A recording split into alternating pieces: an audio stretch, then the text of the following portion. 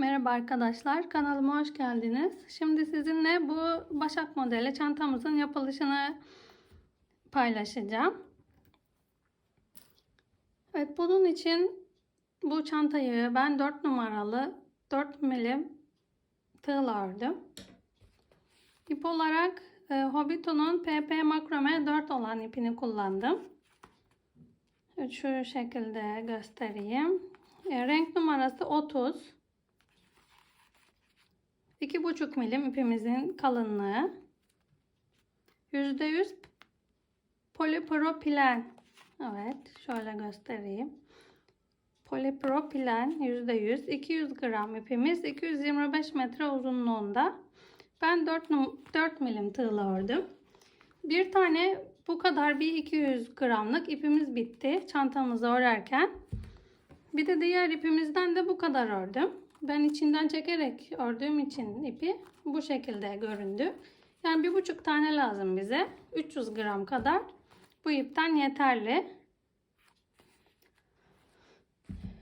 Evet, şimdi çantamızı anlatmaya başlayacağım. Hep beraber çantamızı örelim. Bir ölçülerini de vereyim ben size. Şu şekilde çantamızın eni 28 santim. Şöyle göstereyim. 28 santim çantamızın eni. Evet, uzunluğu 21 santim. 21 santim uzunluğu, 28 santim eni. Evet, eni 28 santim, uzunluğu 21 santim. Evet, 4 milim tığımızla ve ipimizle siz istediğiniz iple örebilirsiniz. İsterseniz K iple örün, isterseniz jüt iple örün ya da istediğiniz başka bir ip varsa o iplerle de örebilirsiniz. Ben şimdi çıt çıtlı bir kapak kullandım, yine deri bir sap kullandım, ama siz isterseniz fermuar dikebilirsiniz ya da çıt çıtı içine dikebilirsiniz, astarlayabilirsiniz. Askı olarak deri bir askı kullandım, siz isterseniz kendiniz örebilirsiniz. Evet, bu şekilde çantamız. Evet, böyle 300 gram ip gidiyor. Bu şekilde diktim kapağımızı da. Evet, şimdi çantamızı örmeye başlayalım. Tabanıyla başlayalım çantamızı örmeye. Merhaba arkadaşlar, çanta tabanımızı örmeye başlayabiliriz. 2,5 milim kalınlığında bir makrome ipimiz var ve 4 numaralı tığla öreceğiz. Başlıyoruz tabanımızı örmeye. Şu şekilde bir halka oluşturalım ve bir ilmek çıkaralım. Buraya 15 tane zincir çekelim. 4, 5, 6, 7, 8, 9, 10, 11, 12, 13, 14, 15. Şimdi bu ilk zincirimize değil, ikinci zincirimize batarak başlıyoruz. Buraya bir sık iğne yapalım. Bütün zincirlerimize birer tane sık iğnemizi yapalım.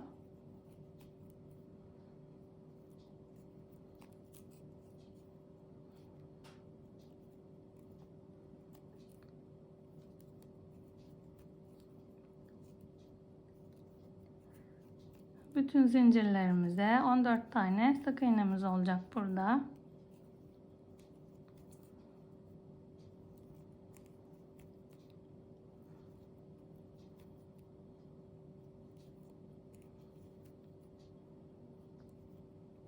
Evet, sayalım kaç tane oldu sık iğnemiz. 1, 2, 3, 4, 5, 6, 7, 8, 9, 10, 11, 12, 13. Sonuncuya da bir tane yapalım. 14. 14 tane sık iğnemizi yaptık. Şimdi buraya bir zincirimizi çekelim ve döndürelim. Bu ilk boşluğa batarak başlayalım tabanımızı yapmaya. Hepsine yine birer tane sık iğne yapacağız. Her sık iğnenin tepesine birer tane sık iğnelerimizi yapalım.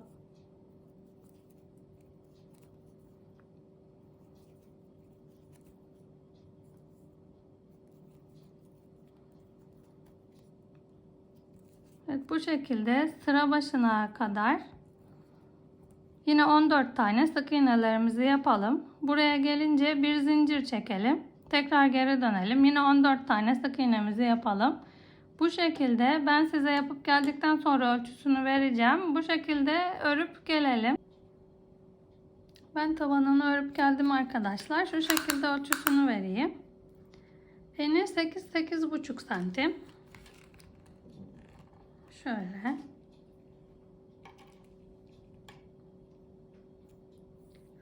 Uzunluğu da 22 santim oldu. 22 santim uzunluğu. Eni 8,5 santim oldu. Şu şekilde sayalım. 14 tane enine olan sık iğnelerimiz vardı.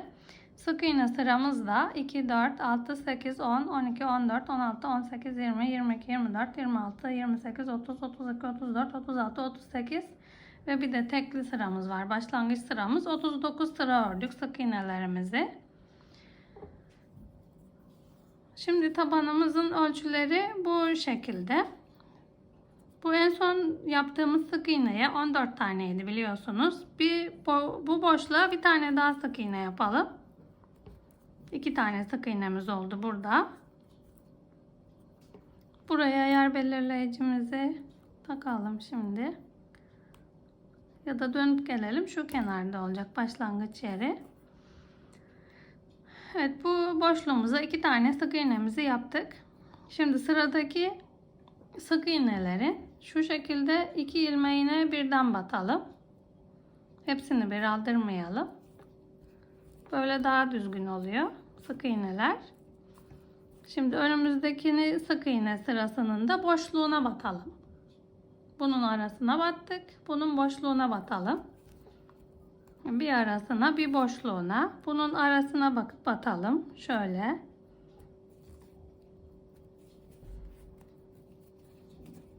Bunun boşluğuna batalım. Evet, bu şekilde sık iğnelerimizi yapalım. Tabanımızın kenarını örüyoruz. Boşluğuna bir şu deliğe batıyoruz. Bir de bunun ilmeklerinin 2 tanesini aldırıyoruz tığımıza. Birisi altta kalıyor. Bu şekilde sık iğnelerimizi yapıyoruz. Evet, şimdi bu şekilde örelim bu sıramızı. Bu sona kadar örelim. Bir tane bir tane hepsine sık iğnelerimizi yapalım. Gelelim. Ben bu kenara kadar örüp geldim. Bu şekilde. Şimdi burada zincir başlangıcımıza 2 tane yapalım. Sık iğnelerimizi. Buradaki zincir başlangıcımıza 2 tane yapıyoruz. Şimdi bu ipimizi de içinden yürütelim. Bu şekilde dönelim. Buraya bir sık iğne yapalım. Sıradakine de bir sık iğne. Bu zincir çektiğimiz yere bu tek kanatlarından değil ikisine bir batıp da yapalım sık iğnelerimizi. Ve artan ipi içinden yürütelim. Kenardaki. Bu kenara kadar bu şekilde örelim. Beraber. Hepsine birer tane, bütün zincir boşluklarına birer tane sık iğnemizi yapalım. Bu ipimizi daha sonra yakacağız burada. Şu kalan ucumuzu.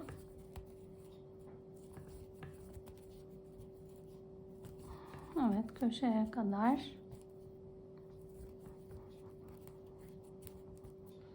Bu köşemize de yine 2 tane sık iğne yapalım. Ve şimdi bu kenara geldik. Bu kenarı öreceğiz. Evet, sıradaki boşluğa bir sık iğne yapalım. Öbür ilmeklerin yine 2 tanesini aldıralım. Tam böyle boşluğa batmayalım. 2 tanesini aldıralım. Sıradakinin direkt boşluğuna batalım. Diğerinin 2 ilmeğini aldıralım. Diğer kenarda yaptığımız gibi. Sıradaki boşluğa batalım. Buranın ilmeklerin arasına batalım. Karşı kenarda yaptığımız şeyin aynısını yapıyoruz. Şu şekilde düzeltelim elimizle. Şimdi de bu şekilde bu kenara kadar sık iğnelerimizi örelim. Bu kenarda 2 tane batacağız yine sonuncuya. Evet, buraya kadar örüp gelelim. Ben bu kenara kadar örüp geldim. Burada yine son boşluğumuzda bu trabzan ilmeklerin arasından battığımız 2 tane sık iğnemizi yapalım. Her köşede biliyorsunuz çift sık iğne yaptık. Burada da yine çift sık iğne yapalım bir boşluğa. Şimdi üst sıraya çıkacağız. Bu şekilde ilmeğimizi çıkaralım. Şu ilk yapmış olduğumuz sık iğnelerin içinden bu ilmeğimizi arkaya doğru çıkaralım, alalım. Evet, bu şekilde. Şimdi buraya bir tane sık iğne yapalım. Bir tane zincir çektik, pardon. Ve aynı bu sık iğnelerimizin içine bu ilmeği arkaya aldığımız sık iğnenin arka kanadına batarak bu şekilde ikisine bir batmıyoruz. Arka kanadına batıyoruz. Bu şekilde sık iğne yapalım. Evet, bütün sıra boyunca bu sık iğnelerin arka kanadına batarak bu şekilde sık iğnelerimizi yapalım. Tek tek birer tane. Hepsinin arka kanadına batıyoruz. Arka ilmeğine sık iğnelerin. Yani tabanımızdan bir sıraya çıkıyoruz bu sırada. Hepsinin tek tek arka ilmeklerine batarak bu köşede de arttırma falan yapmayacağız. Hepsine sadece sık iğne öreceğiz. Arka ilmeklerine batarak sık iğnelerin. Evet, bu şekilde köşelerde de aynı birer tane sık iğnelerimizi yapalım. Arka kanatlarına batarak sık iğnelerin.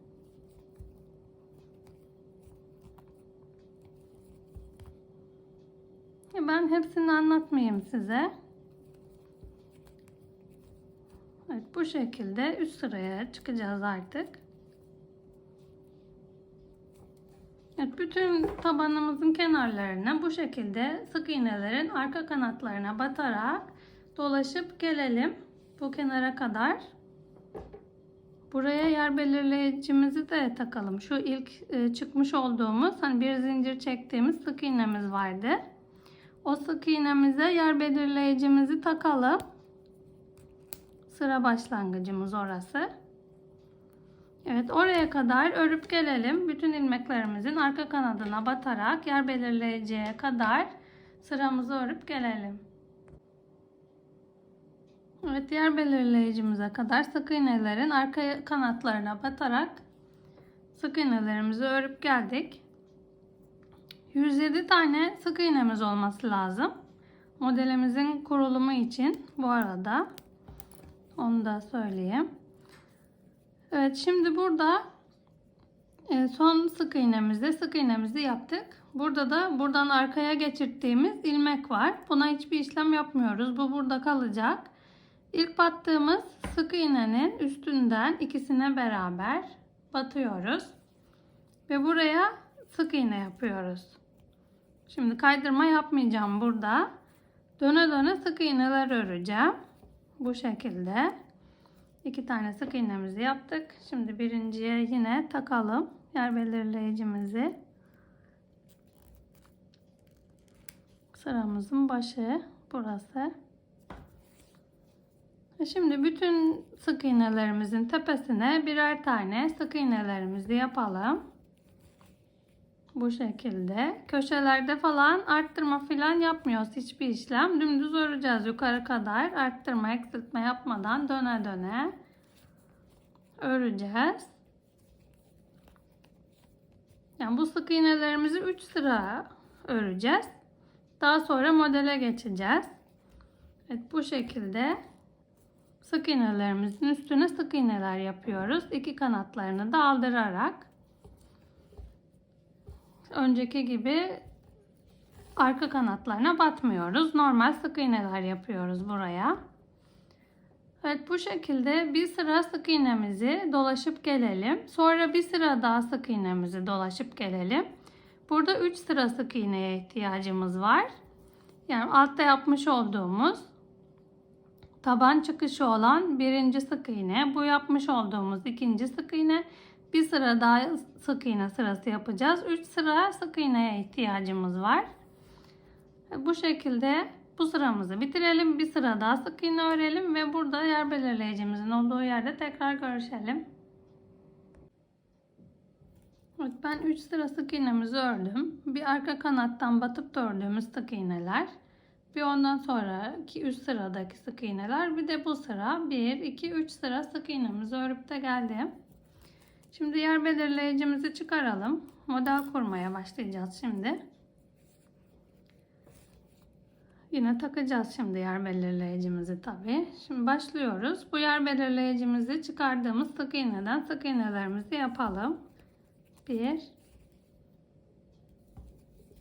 2, yine bu birinci sık iğnemize yer belirleyicimizi takalım. Çıkardığımız sık iğneye.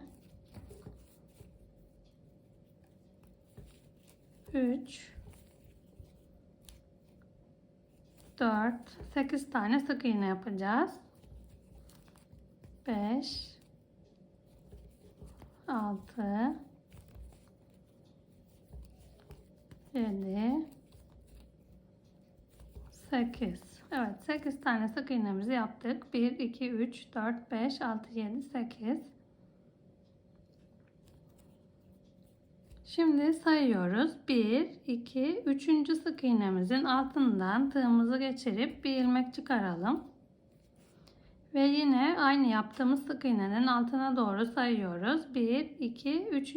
boşluktan tığımızı geçirip yine bir ilmek çıkaralım. Ve şimdi bunların üçünü bir seferde örelim. Ve bu şekilde 8 tane yapmış olduğumuz sık iğne 9'a çıktı bununla beraber. Onun için alttaki sık iğnemizi atlıyoruz. Yani bu önümüzdeki sık iğnemizi atlıyoruz. Diğer sık iğnemizden yine 8 tane sık iğnelerimizi yapıyoruz. 1, 2, 3,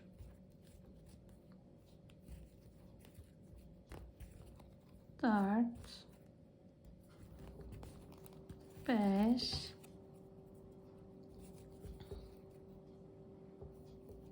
6, 7, 8. Evet, 8 tane sık iğnemizi yaptık. 1, 2, 3, 4, 5, 6, 7, 8. Şimdi yine sayıyoruz. 1, 2, 3. sık iğnemizin altındaki boşluktan bir ilmek çıkaralım. Ve yine yapmış olduğumuz sık iğnenin 1, 2, 3 altındaki sık iğneye iğnemizi geçirip boşluğa bir ilmek de buradan çıkarıyoruz. Üçünü bir örüyoruz burada. Ve bu şekilde batmış olduğumuz sık iğnenin yanındakinin hizasına gelen sık iğnemizden iğnemize batmıyoruz. Ve diğer sık iğnemize batıyoruz. 1, 2, 3, 4, 5, 6, 7, 8. Yine 8 tane sık iğnemizi yaptık. 1, 2, 3 gerisindeki sık iğnenin oradaki delikten bir ilmek çıkardık. 1, 2, 3 altındaki sık iğnenin boşluğundan da bir ilmeğimizi çıkardık. Bu şekilde burada bir sık iğnemiz daha olmuş oldu. Şimdi önümüzdeki sık iğneye batmıyoruz. Yani bundan sonraki sık iğneye batmıyoruz. Diğerine batıp yine 8 tane sık iğnelerimizi yapalım buraya da. 2, 3, 4. Evet, bu şekilde arkadaşlar modelimiz. Hepsini anlatmayayım size. Bir de şöyle bir şey söyleyeyim.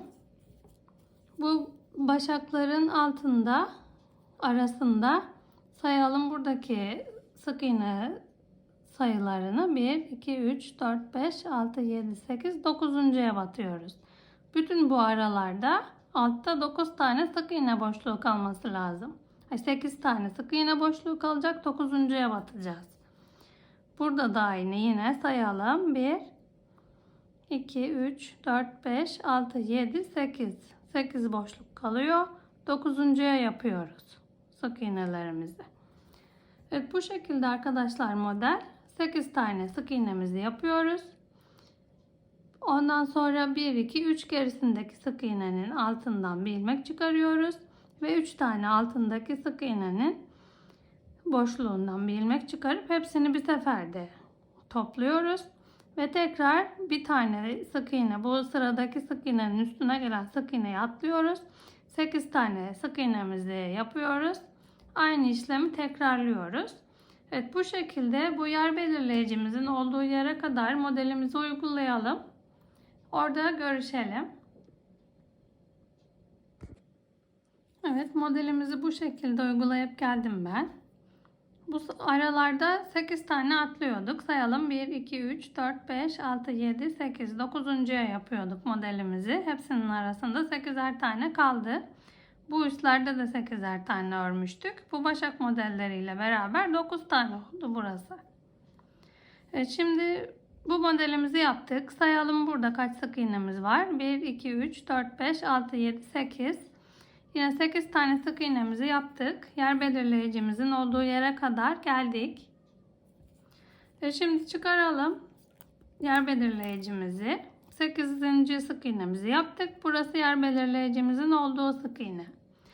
Şimdi yine aynı şeyi yapalım. 1, 2, 3. sık iğnenin altına, boşluğa batalım. Bir ilmek çıkaralım. 1, 2, yine 3. sık iğnenin boşluğundan da bir ilmek çıkaralım altta. Bunları bir ilmeğe dönüştürelim. Evet, şimdi burada yer belirleyicimizin olduğu ilmek var. Ona sık iğne yapmıyoruz. Sıradaki sık iğnemiz o oluyor burada. Ona yapmayacağız.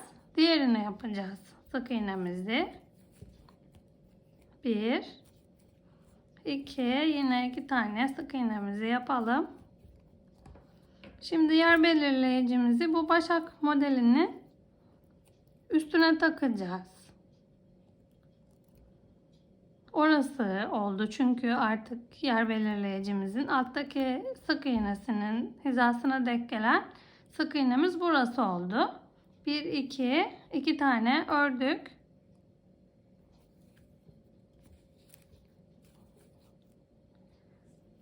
Üç, 4,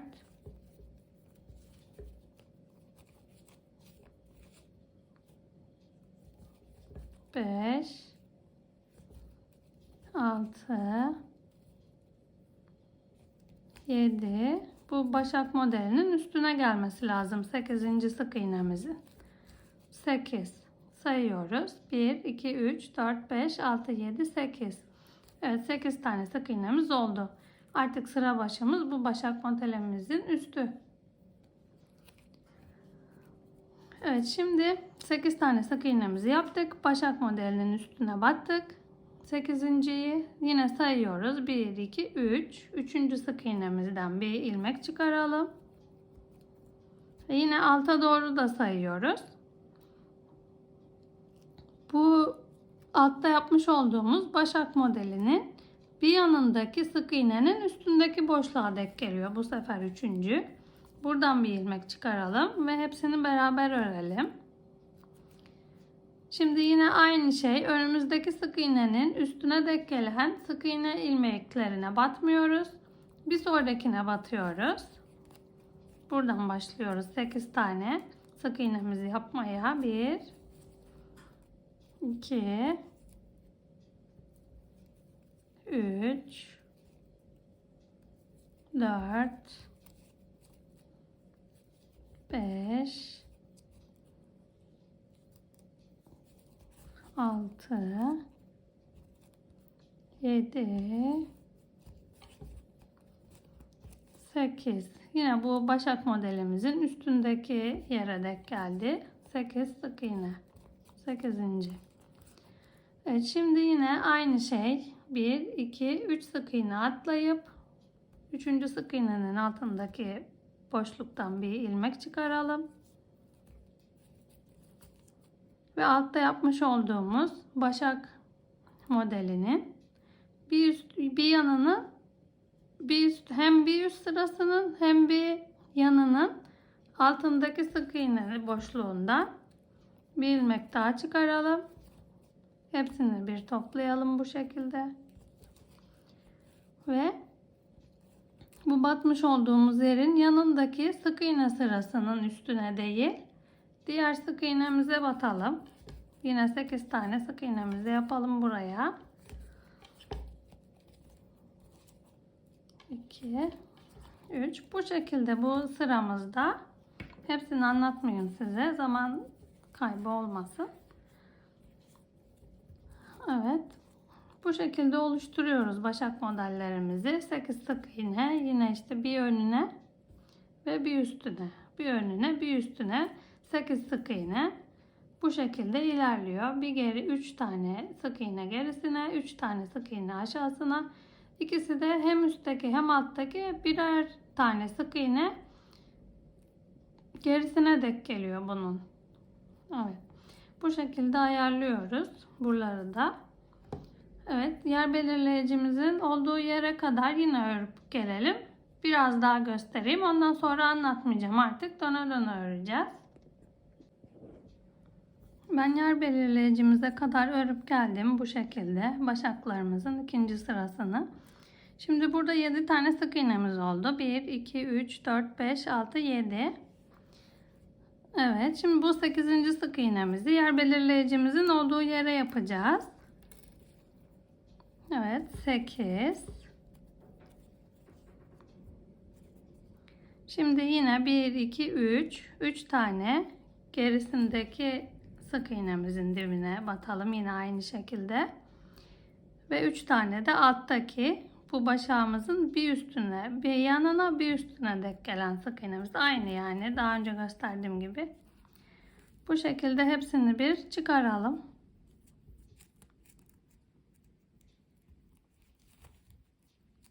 Ve bu yan taraftaki sık iğnelerin hizasına gelen yere değil, bir sonraki sık iğnemize yapalım. Sık iğnemizi 1, 2, yine 2 tane yapalım. Şimdi yer belirleyicimizi takacağız. Yer belirleyicimizi buradan sayalım. 1,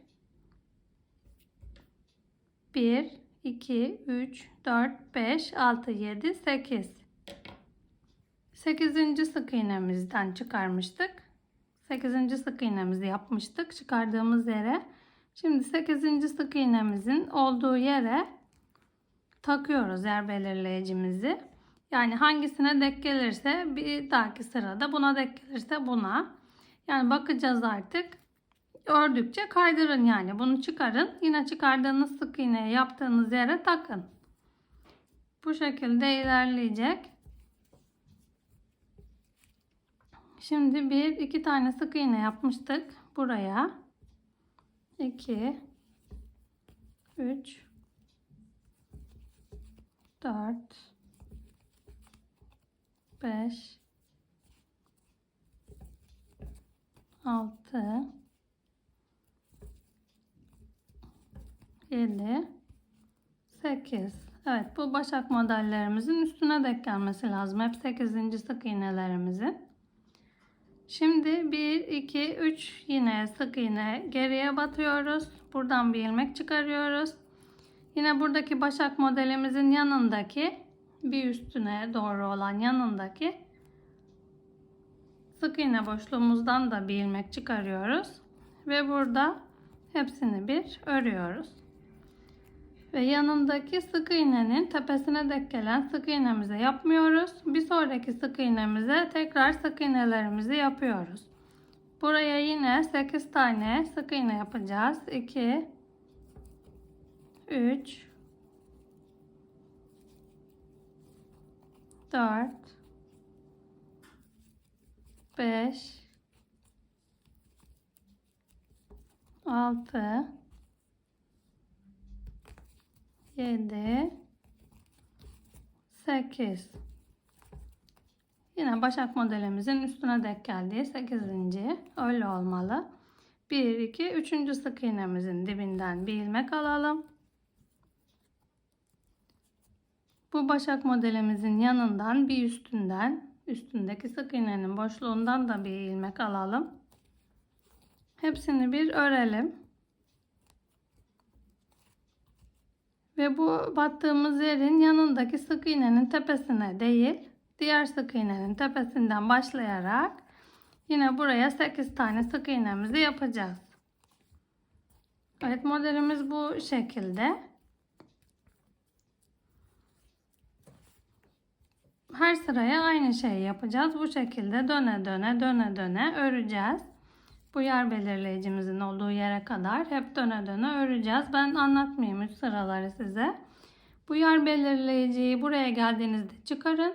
Buraya yaptığınız sık iğnenin olduğu yere, aynı yere tekrar batın. Buraya yaptığınız sık iğneye tekrar batın. Her sırada aynı bu yer belirleyiciyi sonuna kadar devam ettirelim. Şu modelimizin kurulumu için 9'un katlarından bir eksik sık iğnesi olması lazım. Yani bizim 107 taneydi. Yani 9'un katlarından bir eksik sık iğnesi yaptığınız zaman tam oturuyor model. Tam 9'un katı yaparsanız tam oluşmuyor. Bir tane fazla geliyor o zaman. İlmek sayısı. Evet, bu şekilde örüp yani istediğiniz yüksekliğe ulaşana kadar ben de öreyim. Ne kadar olduğunun ölçüsünü size daha sonra söyleyeceğim. Bu şekilde örüp gelelim. Evet arkadaşlar, ben örüp geldim bu uzunluğa kadar. Şimdi birkaç sırada sık iğne öreceğim. Ondan sonra daha iyi olacak boyutu. Evet, kaç sıra örmüşüm sayalım. Şu tabana çıkış yaptığımız arka ilmeklerden aldığımız sık iğnelerden başlayalım saymaya. Bu çıkış yaptığımızı saymıyoruz. 1, 2, 3, 4, 5, 6, 7, 8, 9, 10, 11, 12, 13, 14, 15, 16, 17, 18, 19, 20, 21, 22, 23, 24, 25, 26, 27, 28, 29, 30, 31, 32, 33, 34. 34 sıra sık iğnemiz var. Şimdi de modelimizi sayalım. Başak modelimiz kaç sıra? 1, 2, 3, 4, 5, 6, 7, 8, 9, 10, 11, 12, 13, 14, 15, 16, 17, 18, 19, 20, 21, 22, 23, 24, 25, 26, 27, 28, 29, 30. Evet, 30 sıra başak modelimiz var. Ama bu başak modelinden öncekileri saydığımız zaman 31 tane başak modeli oluyor. Bir yanlışlık yaptığınızı düşünmeyin. Başlangıç yerinden sonra böyle birkaç sıra 30 tane oluyor. Modelimizin düz durması için. Döne döne ördüğümüz için bir de. Burada bu tarafa doğru olanlar 31 tane başak modeli, bu tarafa doğru olanlar 30 tane. Yani bir karışıklık olmasın. Bu sıramız 31 tane başak modeli, bu sıramız 30 tane başak modeli. Bu normal bir şey. Evet, şimdi üstüne ben sık iğne öreceğim. Birkaç sıra. Bu yer belirleyicimize kadar örüp geldik modelimizi uygulayarak. Şimdi bu yer belirleyicimizi çıkaralım. Yine döne döne kaydırma falan yapmayacağım. Bu şekilde sık iğneler yapacağım.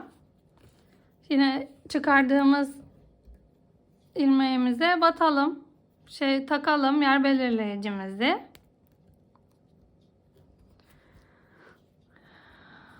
Evet, şimdi burada batmış olduğumuz başak modelini yaptığımız küçük bir sık iğne var. İçine batmış olduğumuz. Ona batmayalım. Diğerine batalım.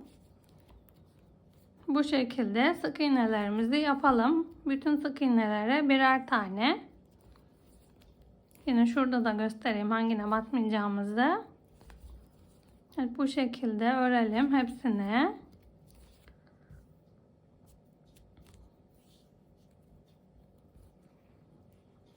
Bütün sık iğne tepelerine birer tane sık iğnelerimizi yapıyoruz.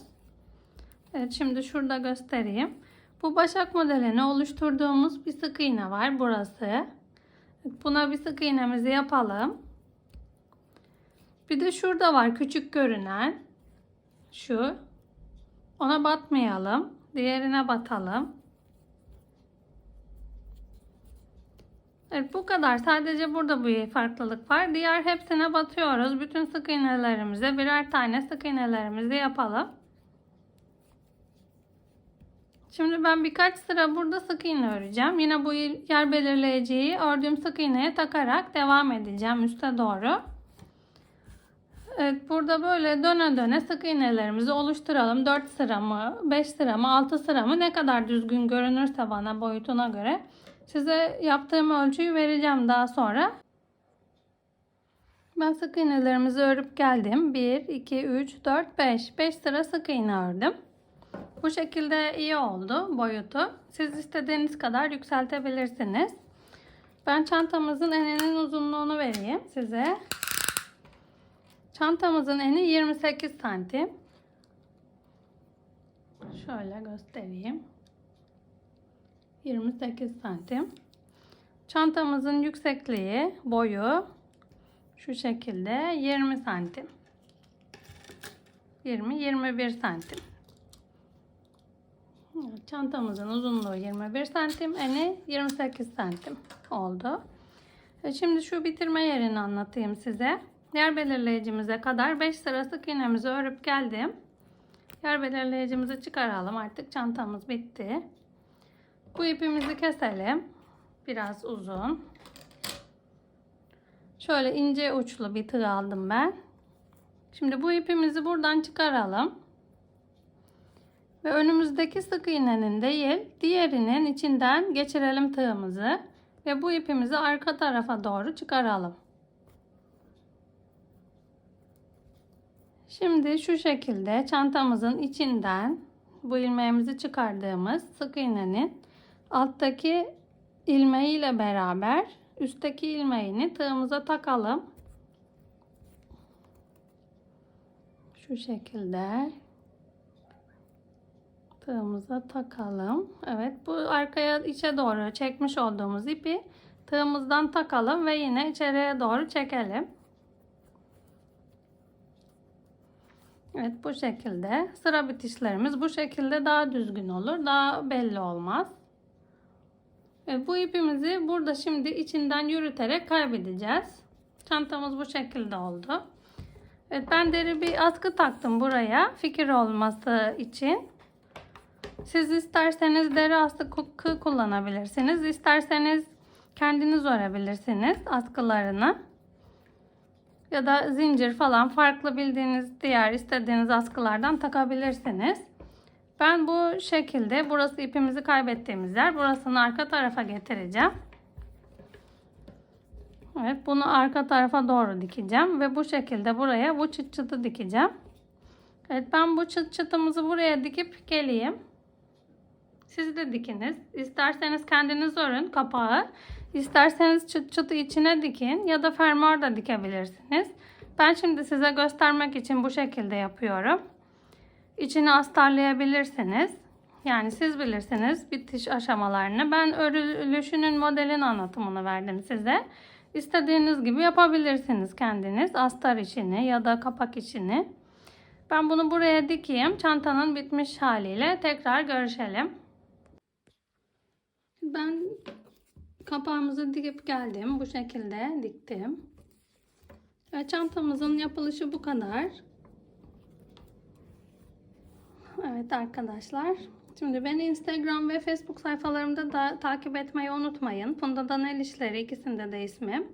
YouTube kanalıma da lütfen abone olun. Eğer çanta modellerimi beğeniyorsanız beğeni düğmesine basmayı unutmayın. Eğer fikirleriniz, yorumlarınız varsa lütfen yorumlara yazın. Ya da anlamadığınız yerler varsa sormak için lütfen yorumlara yazın.